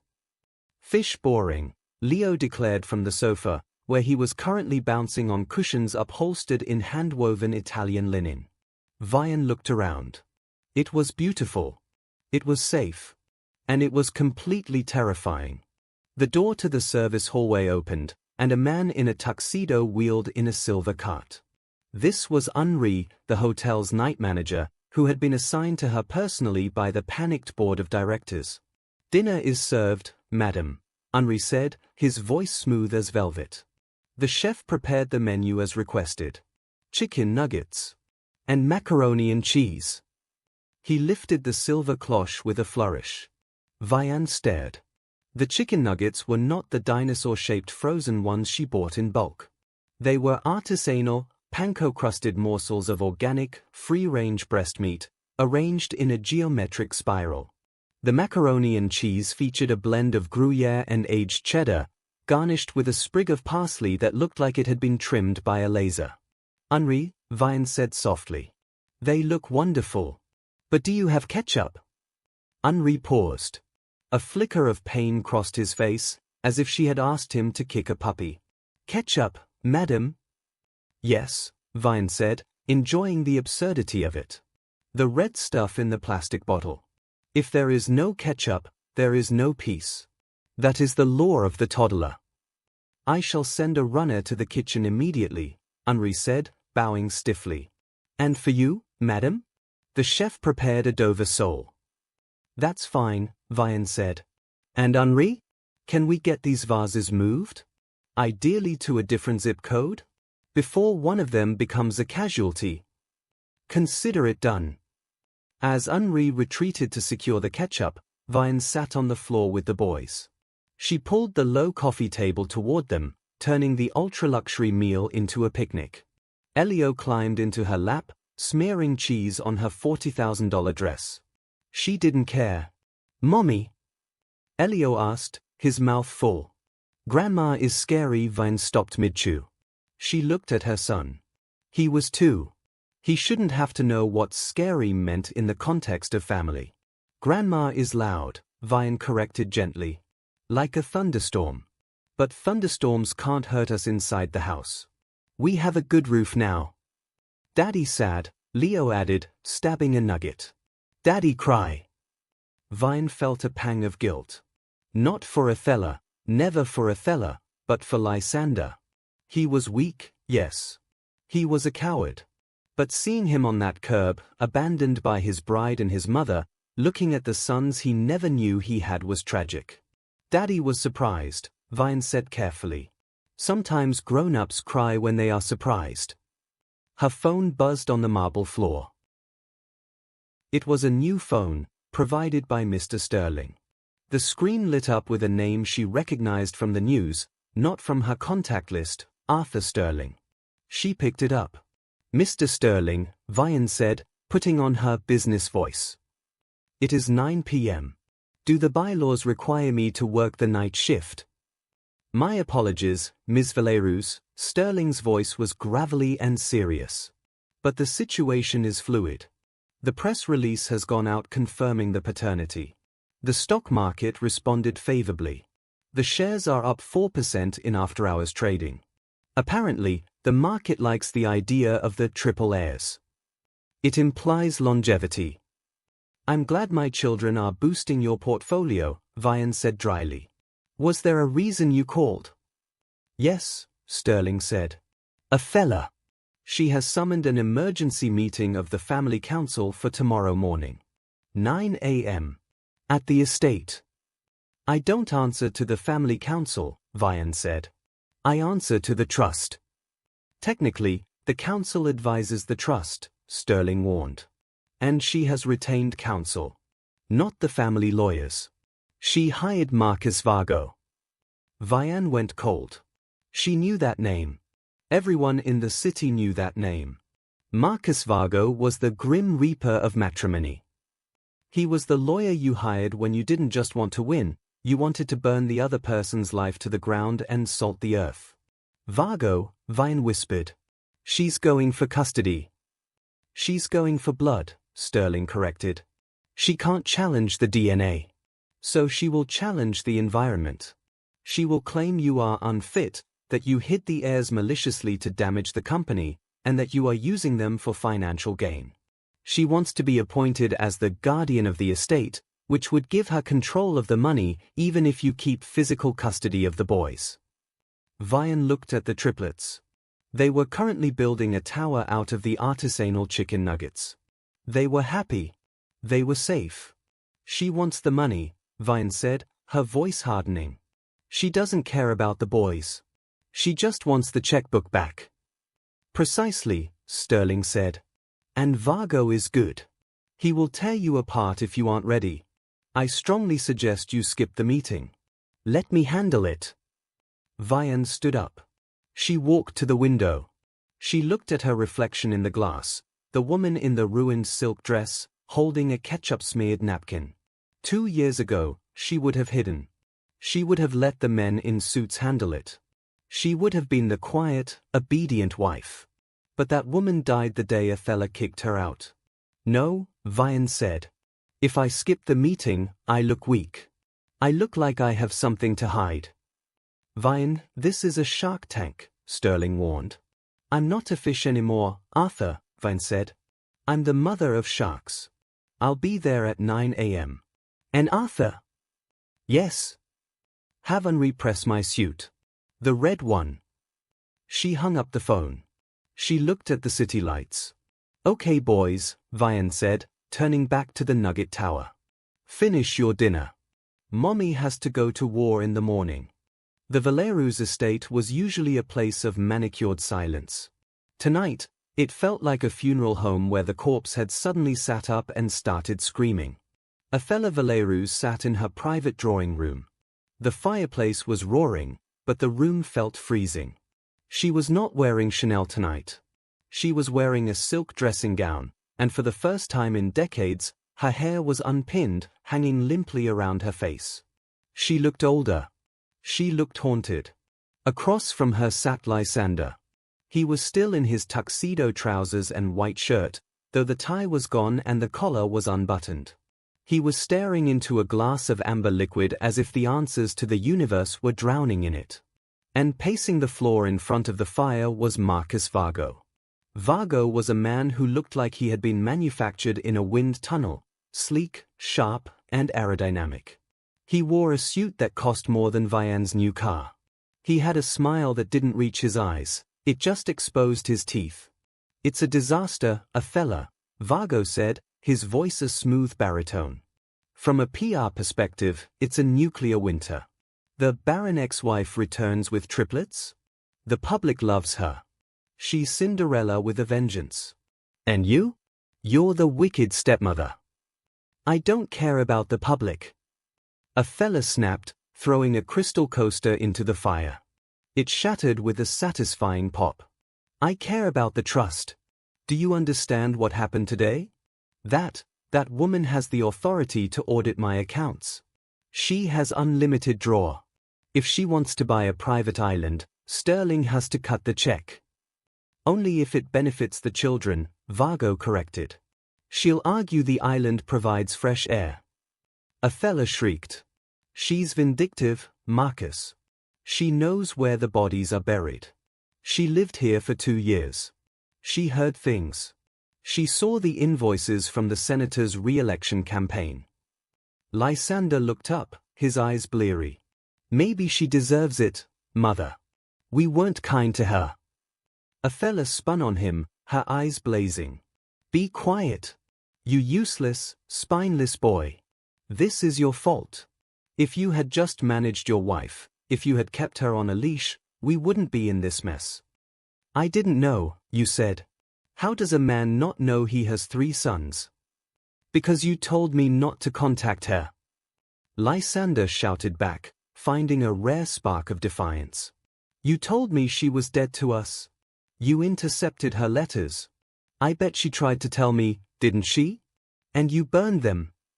Othella went rigid. The silence in the room was deafening. I did what was necessary to protect this family, Othella said coldly. She was asking for money. I assumed it was a shakedown. I didn't open them. You threw away letters from my pregnant wife. Lysander stood up, his glass shaking in his hand. My God! You are a monster. I am a pragmatist. Othella yelled. And right now, I am the only thing standing between this family and total ruin.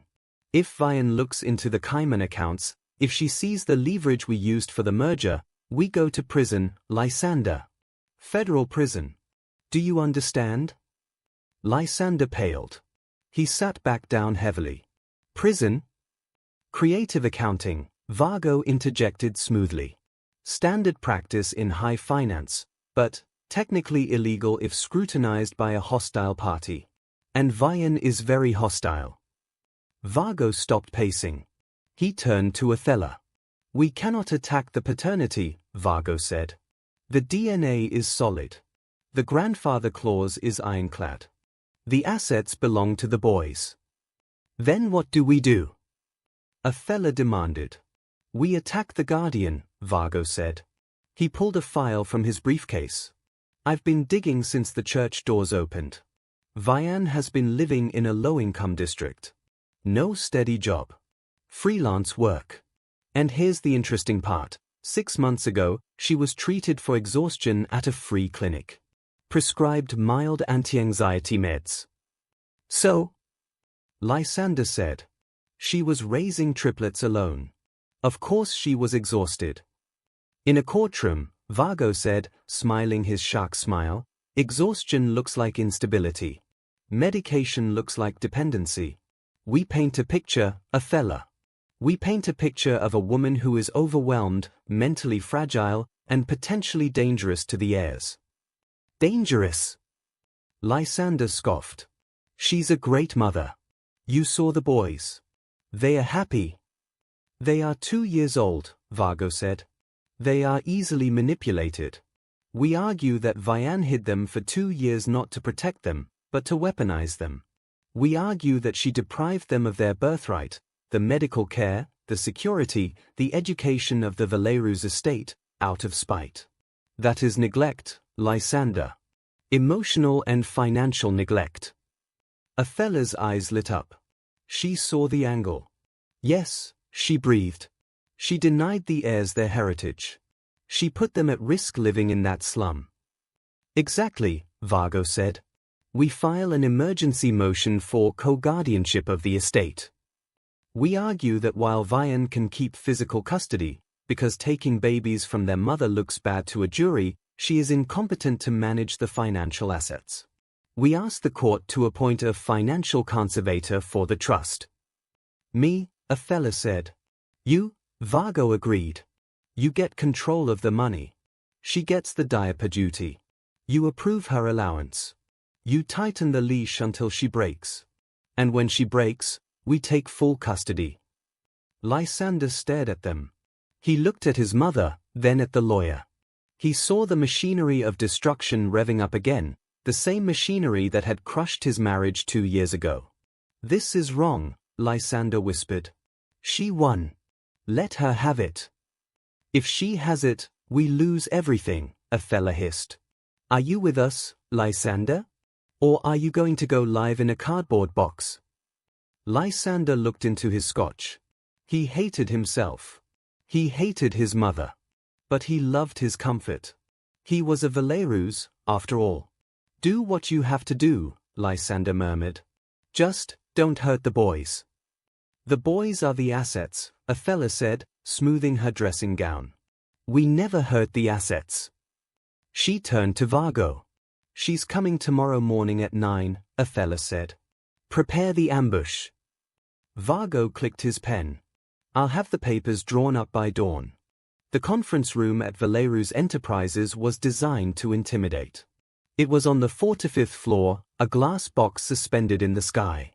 The table was a 20-foot slab of black granite that looked like a tombstone.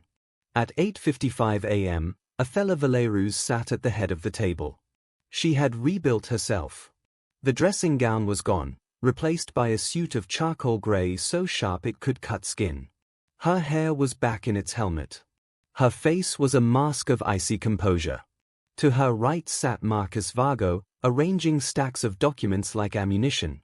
To her left sat Lysander, looking pale and wearing sunglasses indoors to hide his hangover. At the far end of the table sat Mr. Sterling and 2 other neutral board members. "She's late," Othella said, checking her watch. It was 8:59 a.m. "She has 1 minute," Sterling said calmly. "She probably couldn't find a babysitter," Vargo sneered. "Typical single mother issues. This supports our argument for instability." Ding.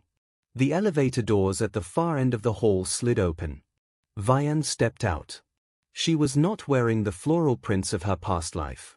She was wearing a blood-red pantsuit, tailored to perfection, thanks to the hotel's emergency tailor. Her hair was pulled back in a severe, sleek ponytail. She wore heels that clicked rhythmically on the marble floor like a ticking clock. She didn't walk like a victim. She walked like a CEO. She entered the conference room. She didn't look at Lysander. She didn't look at Vargo. She looked straight at Othella. "Good morning," Vianne said. She didn't sit in the empty chair at the foot of the table, the petitioner's chair. Instead, she walked to the side of the table, pulled out a chair directly opposite Mr. Sterling, and sat down. This placed her in the center of the power dynamic, not at the receiving end. "You're prompt," Othella said tightly. "I assume you found someone to watch the children." "Henri is teaching them how to make paper airplanes out of the Wall Street Journal," Vianne said. "They find the stock tables particularly aerodynamic." Sterling suppressed a smile. Othella did not. "Let's skip the pleasantries," Vargo said, leaning forward. "Ms. Valerius, I am Marcus Vargo, representing the family interest." "I know who you are, Mr. Vargo," Vianne said.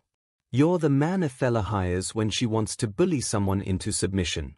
It won't work today." "This isn't bullying, Ms. Valerius. It's reality," Vargo said, sliding a thick document across the granite table. "This is a motion for conservatorship." Vianne didn't touch it. She just looked at it. "Explain," she said.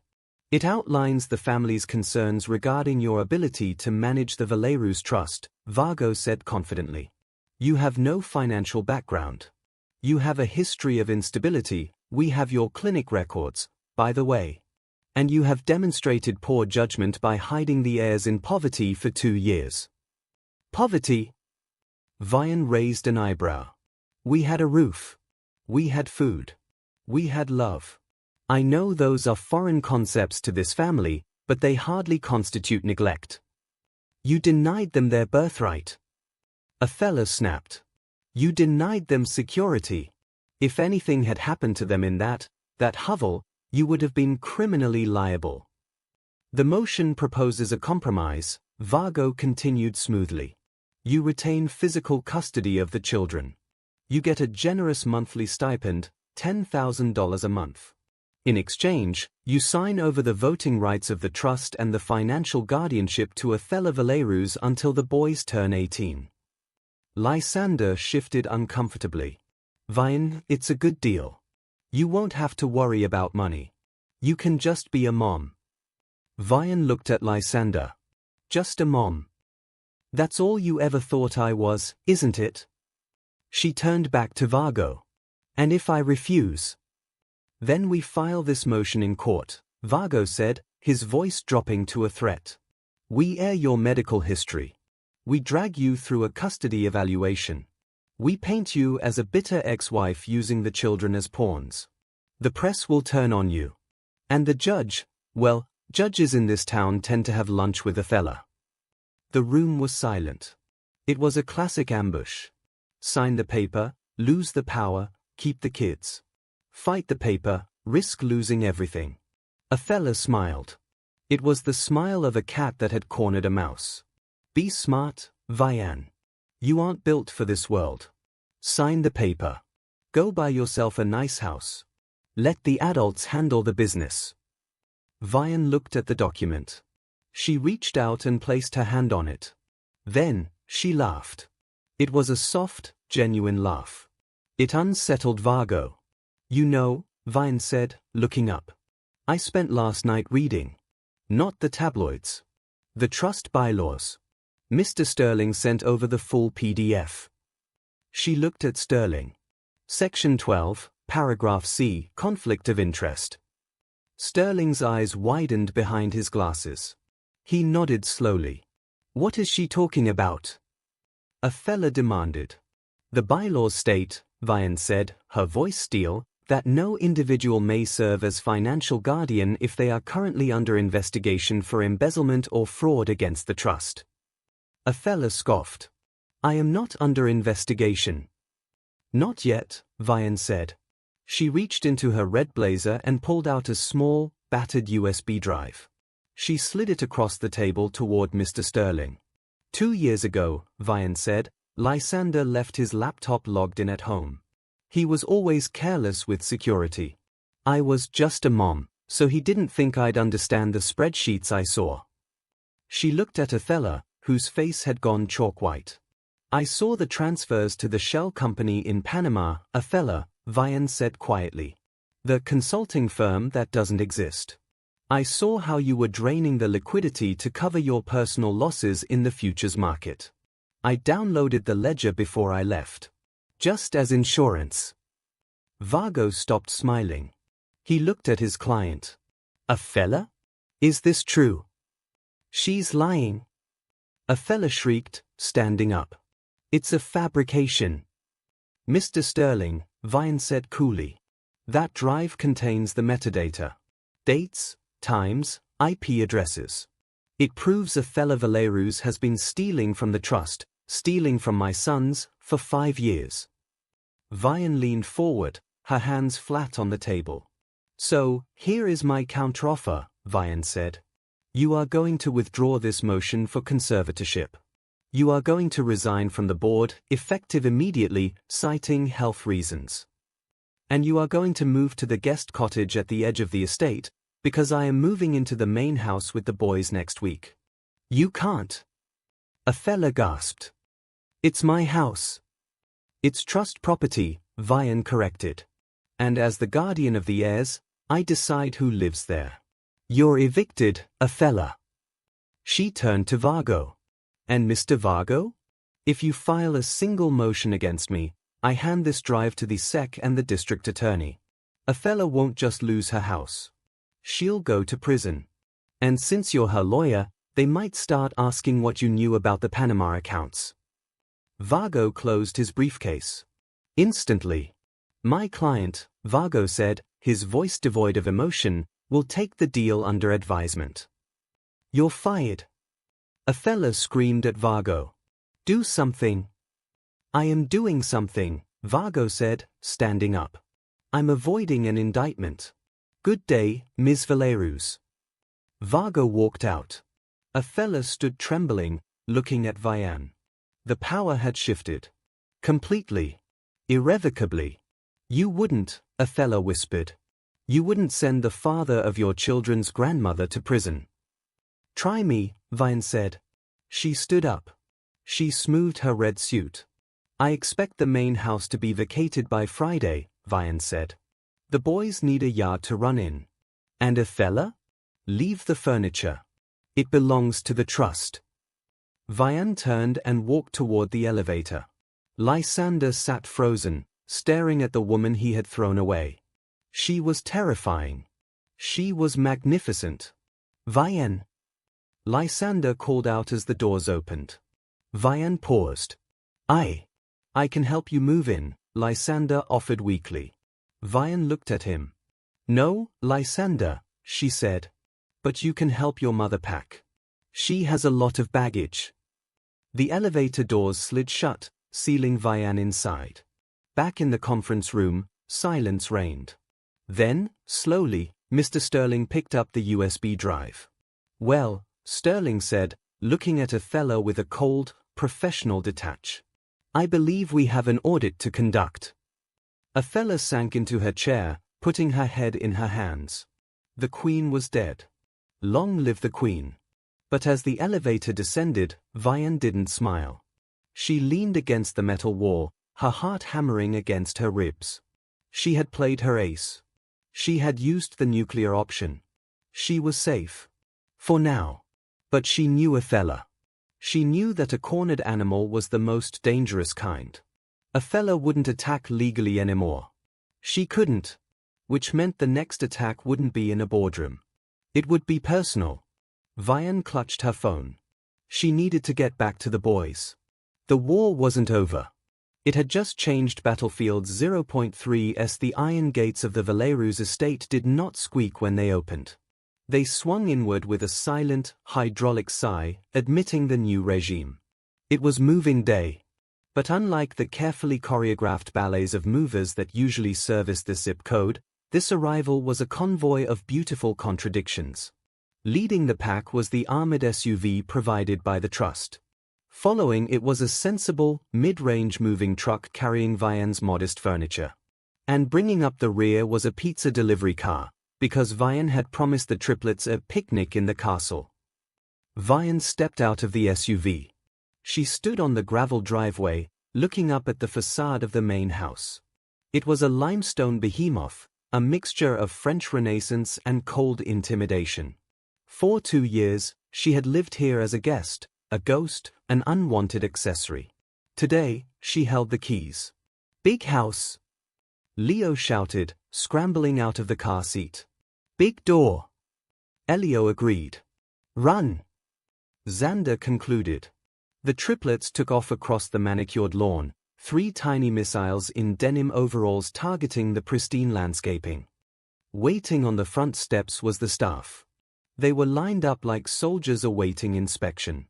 Mrs. Higgins, the housekeeper who had served Othella for 20 years, the groundskeeper, the chef. They looked terrified. They had heard the stories. They knew the old queen had been deposed, and they were unsure if the new queen brought mercy or the guillotine. Vianne walked up the steps, her heels crunching on the gravel. She stopped in front of Mrs. Higgins. The older woman curtsied stiffly, her eyes darting nervously toward the guest cottage visible in the distance, the exile zone where Othella was currently brooding. Welcome home, Ms. Valerius, Mrs. Higgins said, her voice tight. We have prepared the master suite for you. However, Madame Othella took the liberty of removing the curtains before she vacated. Of course she did, Vianne sighed. She probably took the light bulbs too. She attempted to take the chandelier in the foyer, the groundskeeper mumbled, but we told her it was load-bearing. Vianne smiled.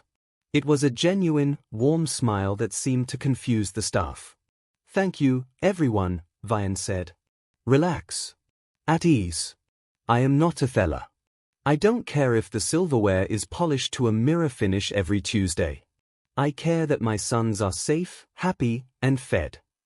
She pointed to the lawn, where Xander was currently trying to ride one of the stone lions guarding the entrance. Those are the bosses, Vianne announced.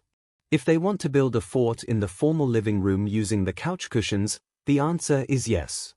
If they want to run in the hallway, the answer is yes.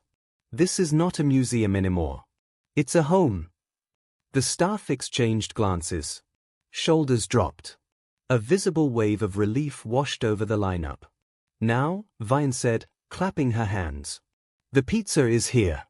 Mrs. Higgins, do we have paper plates? And maybe some wine? I feel like celebrating. 500 yards away, through a gap in the heavy velvet drapes of the guest cottage, Othella Valerius watched.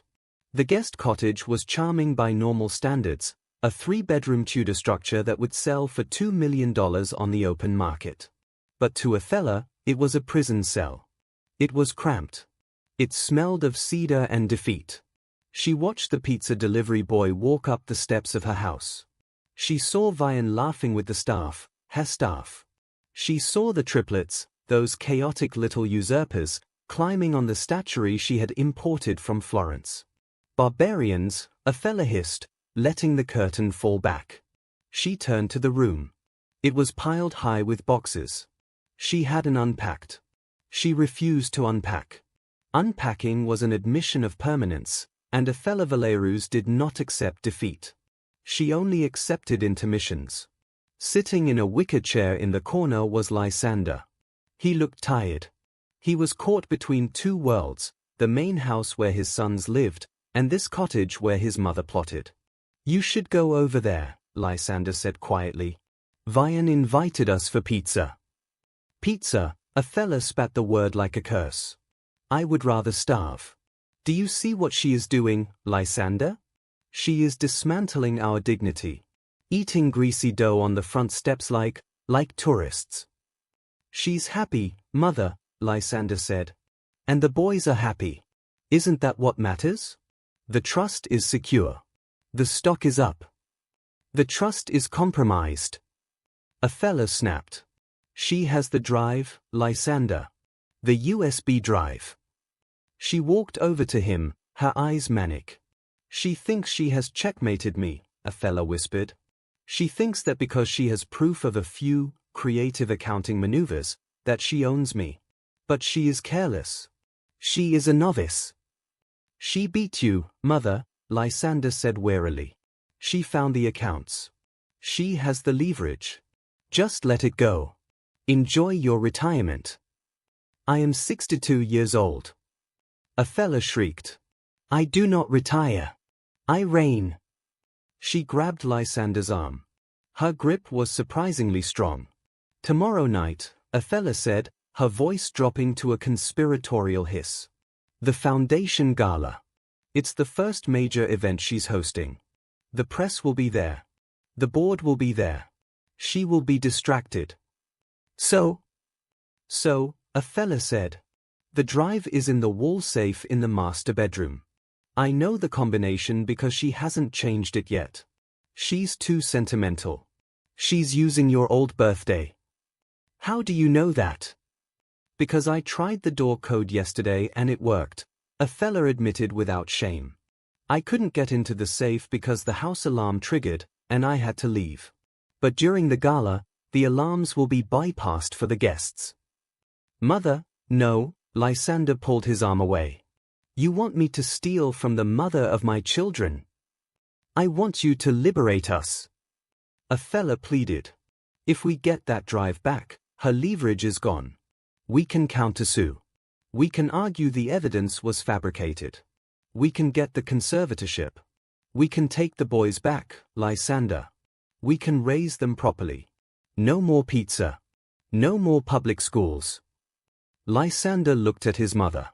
He saw the desperation in her eyes. But he also saw the cold, unyielding ambition that had ruled his entire life. And if I don't? Lysander asked. Then you are no son of mine, Othella said coldly. And when the Valerius name collapses under her incompetence, remember that you could have saved it. Lysander stood up. He walked to the door. He looked back at his mother, a small woman in a cottage filled with boxes of past glories. I'll go to the gala, Lysander said. Othella smiled. It was a predatory thing. Good boy. Get the drive. Bring it to me behind the rose garden at midnight. Once I have it, the Real party begins. The Valerius Foundation Gala was the social event of the season. It was usually a stiff, suffocating affair where rich people ate rubbery chicken and pledged money to tax shelters disguised as charities. But tonight, the air was electric. Everyone wanted to see the triplets. Everyone wanted to see the barren ex-wife who had pulled off the greatest coup in high society history. The grand ballroom of the main house was transformed. Vianne had banished the traditional heavy gold drapery and replaced it with airy silks and living walls of greenery. It looked modern, vibrant, and alive. Vianne stood at the top of the grand staircase. She wore a gown of shimmering silver, simple and architectural. She looked like a pillar of light. Mr. Sterling stood beside her. "You look commanding, Ms. Valerius," Sterling noted approvingly. "The board is very pleased with the quarterly projections. The Family Man rebrand for the company is testing well." "Thank you, Arthur," Vianne said. She scanned the crowd below. "Is she here?" "Othella?" Sterling adjusted his glasses. "She sent her regrets. Claimed a migraine. But Lysander is here." Vianne looked down. She saw Lysander near the bar. He looked dashing in his tuxedo, but he was sweating. He kept checking his watch. He kept glancing toward the stairs leading up to the private residence. "Keep an eye on him, Arthur," Vianne murmured. "He looks like he's about to rob a bank." "He's a Valerius," Sterling noted. "They always look guilty of something." The party swung into high gear. A jazz band played. Champagne flowed. The triplets, allowed to make a brief appearance before bedtime, stole the show. They were dressed in matching white suits, looking like tiny angels as they charmed the checkbooks off the donors. Vianne moved through the crowd, shaking hands, accepting congratulations. She felt powerful. She felt accepted. But the back of her neck prickled. She knew Othella too well. A migraine? Othella would attend her own autopsy if there was a press line. Her absence was a trap. Around 10 p.m., Vianne lost sight of Lysander. She signaled Graves, her head of security. "Where is he?" Mr. Lysander went upstairs, Graves whispered into his earpiece. "He said he needed to use the private restroom." The master suite, Vianne realized. "Let him go." Graves frowned. "Let him?" "Let him," Vianne repeated. "But turn on the nanny cams in the bedroom. I want it recorded." Upstairs, the hallway was quiet. The thrum of the bass from the party below felt miles away. Lysander walked softly toward the master bedroom, the room he used to share with Vianne. The room where they had tried, month after month, to conceive. The room where his marriage had died. He opened the door. It smelled of Vianne, vanilla and rain. It didn't smell like the sterile museum it used to be. There were toys in the corner. A pile of books on the nightstand. He walked to the walk-in closet. He pushed aside the rows of Vianne's clothes. He found the wall safe behind a panel. He typed in the code, 0-7-1-5. His birthday. Beep. Click. The heavy steel door swung open. Inside, sitting alone on the velvet shelf, was the USB drive. It was red. Othella had described it perfectly. Lysander reached out. His hand hovered over the drive. He thought about his mother in the cottage, plotting, seething. He thought about Vianne downstairs, holding court, protecting his sons. He thought about the boys. Leo, Elio, Xander. He thought about the way Xander had hugged his leg earlier that evening, calling him daddy without hesitation, without judgment for the 2 years of absence. If he took this drive, he gave the power back to Othella. He gave the control back to the woman who had thrown away his wife's letters. Who had called his children accessories. But if he didn't take it, Othella would never stop. She would burn the house down with them inside just to rule the ashes. Lysander closed his eyes. He made his choice. He grabbed the drive. He shoved it into his pocket. He closed the safe. He walked out of the room. Midnight. The rose garden. The party was winding down, but the shadows in the garden were long and deep. Othella waited by the fountain, wrapped in a dark cloak like a villain in a melodrama. She heard footsteps on the gravel. Lysander emerged from the darkness. "Do you have it?" Othella hissed, stepping forward. Lysander stopped. He didn't look at her. He looked at the moon reflecting in the fountain. "I went to the safe," Lysander said. "And?" Othella extended her hand, her fingers twitching with anticipation. "Give it to me, Lysander. Give me back my life." Lysander reached into his pocket. He pulled out the red USB drive. Othella gasped. A look of pure, unadulterated lust crossed her face. "Yes. Yes. You did it. My brilliant boy." She lunged for it. Lysander pulled his hand back. "No," Lysander said. "What?" Othella froze. "Stop playing games. Give it to me." "I read the files, Mother," Lysander said softly. "Before I came out here. I plugged it into my phone." Othella went still. "I saw the transfers," Lysander said. "I saw the dates. You started draining the trust the month after father died. You weren't protecting the family. You were gambling with it. You lost millions on high-risk futures, and you stole from the estate to cover it up." "I was fixing it." Othella snapped. "I would have paid it back." "You stole from my sons," Lysander said, his voice rising. "You stole from me. And you blamed Vianne for being low stock while you were the one rotting the foundation from the inside out." "Lysander, give me the drive." Othella shrieked, losing control. "She will send me to jail." "She should," Lysander said. He turned. He looked toward the terrace. Standing there, bathed in the light of the ballroom, was Vianne. Beside her was Mr. Sterling. And beside him were two police officers. Othella spun around. She saw the trap. "You!" Othella pointed a shaking finger at Lysander. "You traitor!" "I'm a father," Lysander said, his voice breaking.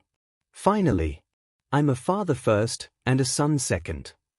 He walked past Othella, toward the terrace. He walked up the steps to Vianne. He held out the drive. "I believe this belongs to the estate," Lysander said formally. Vianne took the drive. She looked at Lysander. Her eyes were soft. "Thank you, Lysander," she whispered. Mr. Sterling stepped forward. He motioned to the officers. "Othella Valerius," Sterling said, his voice carrying across the silent garden. "We have sufficient evidence to press charges for embezzlement, fraud, and breach of fiduciary duty. However..." Sterling looked at Vianne. It was her call. Vianne looked at the woman who had tormented her. She saw a small, shivering figure in the dark. Jail would be justice.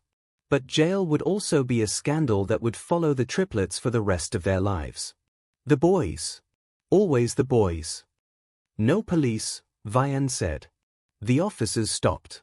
Othella looked up, hope flaring in her eyes. "But," Vianne continued, her voice hard as diamond. "Exile." She walked down the steps, stopping inches from Othella. "You will leave tonight," Vianne said. "Mr. Sterling has arranged a flight. You are going to the Swiss chalet. You will stay there. You will have a modest allowance. You will have no access to the accounts, no access to the board, and absolutely no access to my children." "You can't banish me," Othella cried.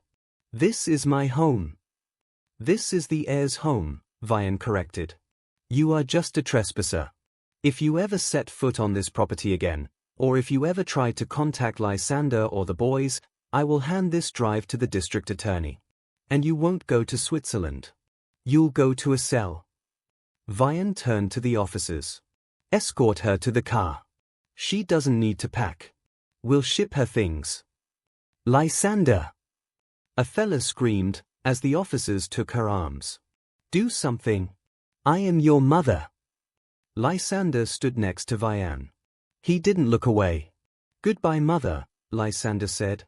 Othella screamed one last time, a sound of pure rage, before she was led away into the waiting black car. The door slammed.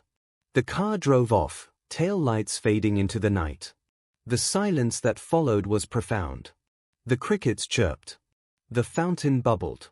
Vianne let out a long breath she felt like she had been holding for 3 years. "It's over," she whispered.